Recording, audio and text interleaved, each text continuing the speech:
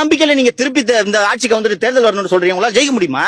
மக்கள் அவ்வளவு பேரும் தாவேக்க பின்னால் நிற்கிறார்கள். இந்த ஆட்சியை உடனடியாக கவிழ்க்க வேண்டும் என்று உங்களுக்கு ஏன் இந்த அதிகார வெறி என்று கேட்கிறேன். அரசியல்ன்ற ஒரு இதுல அம்மாக்கு அடுத்தது அவர் தான் எங்களுக்கு. அவர் பண்ற ஒன்னொண்ணுமே எங்களுக்கு எல்லா விஷயத்திலயும் முக்கியமா தான் இருக்கும். ஃபர்ஸ்ட் எங்களுக்கோசம் தான் அவர் இறங்கினாரு.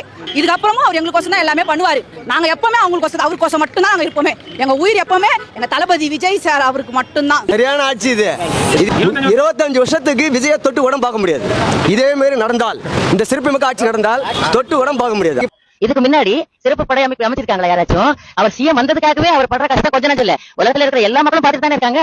நல்லது செய்யறவங்களே விட மாட்டேங்கிறாங்க, அவங்களும் செய்ய மாட்டேங்கிறாங்க. நாங்க தைரியமா வரோம் போறோம், எந்த பிரச்சனையும் எங்களுக்கு இல்ல.